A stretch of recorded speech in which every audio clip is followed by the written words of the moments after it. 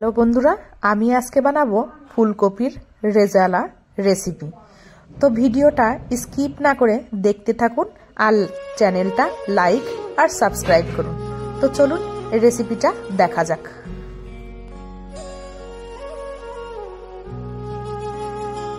আমি প্রথমে ফুলকপিটা কেটে নিচ্ছি।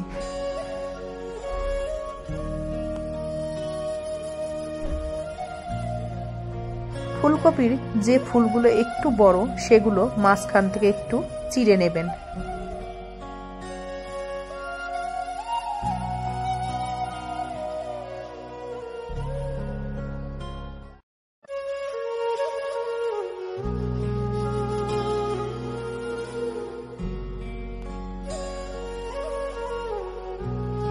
তারপরে ফুলকপিটা 2 থেকে 3 বার ভালো করে ধুয়ে নিতে হবে।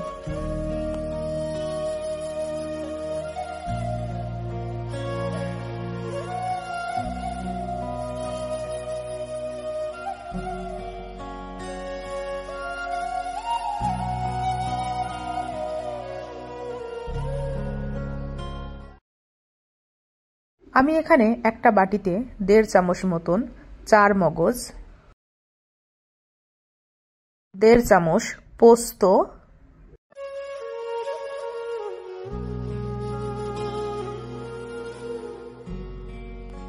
10 থেকে 12টা কাজু, কিছু পরিমাণে কিশমিশ, 10-12টা মতন গোলাপ ফুলের পাপড়ি, 1 বাটি জল দিয়ে কিছু সময়ের জন্য ভিজিয়ে রেখে দেব।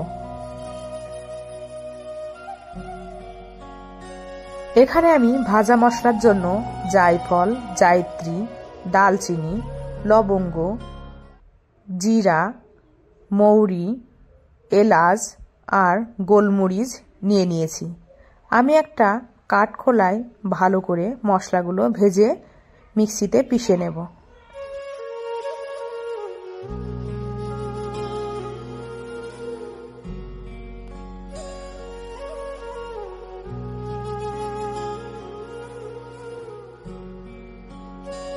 তারপরে কড়াইটা গরম হয়ে গেলে কড়াইতে পরিমাণ মতন তেল দিয়ে ফুলকপিগুলো হালকা ভেজে নেব।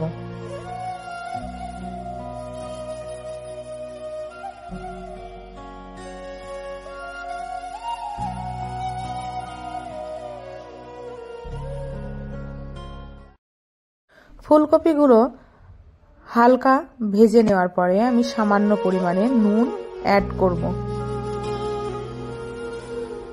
ফুলকপিগুলো হালকা ভেজে নিয়ে নুন আমি এই কারণেই দিচ্ছি, কেননা যদি আমি শুরুতে নুন দিয়ে দিতাম তাহলে ফুলকপি থেকে জল বেরিয়ে যেত, সেই জন্যই হালকা ভেজে নিয়ে নুনটা দিয়েছি। ফুলকপি ভেজে তুলে রাখার পরে যে তেলটা ছিল তার সঙ্গে আর একটু তেল অ্যাড করে আমি এখানে তেজপাতা, শুকনো লঙ্কা আর গোটা গরম মশলা ফোড়ন দেব।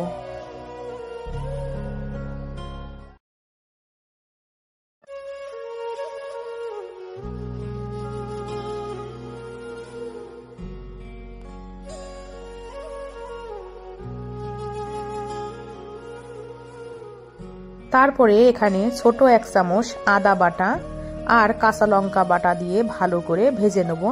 ততক্ষণ ভাজবো যতক্ষণ মশলা থেকে কাঁচা গন্ধটা না বেরিয়ে যায়।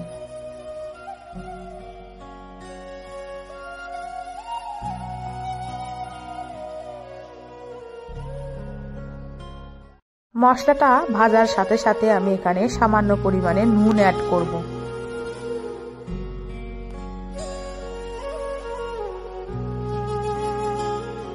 পরে কাজু পোস্তর সমস্ত যে মশলাগুলো আমি ভিজিয়ে রেখেছিলাম সেটা আমি মিক্সিতে পিষে নিয়েছি। এখন আমি সেই মশলাটা অ্যাড করব।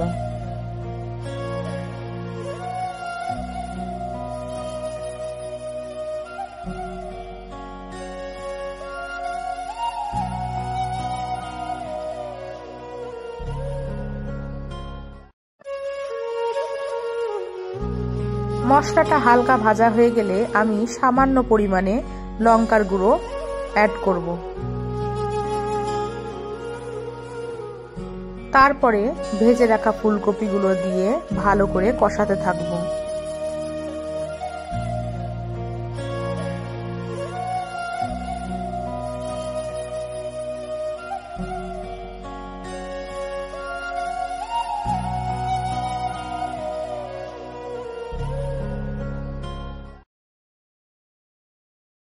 ফুলকপির মশলাটা ততক্ষণ কষাতে হবে যতক্ষণ না মশলা থেকে তেল বেরিয়ে আসে।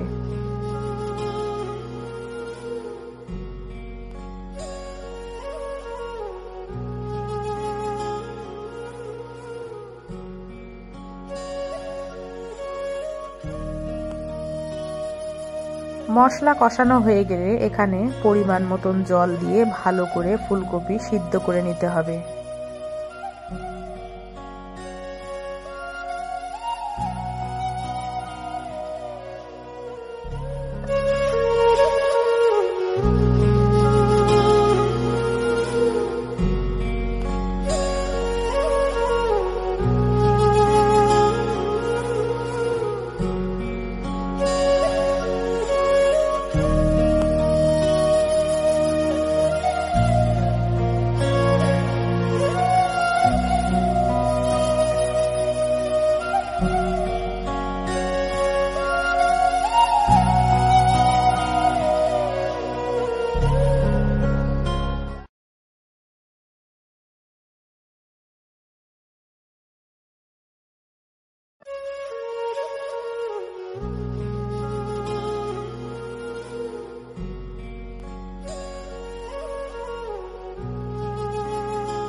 যখন ফুলকপি সিদ্ধ হয়ে যাবে এখানে ভেজে রাখা মশলাটা 1 চামচ অ্যাড করব।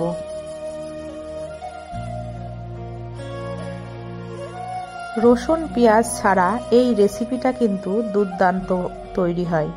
এটা আপনি রুটি, পরোটা বা লুচি বা ফ্রাইড রাইসের সঙ্গে খেতে পারেন। ভিডিওটা দেখার জন্য ধন্যবাদ। আর চ্যানেলটা লাইক আর সাবস্ক্রাইব করে পাশে থাকবেন।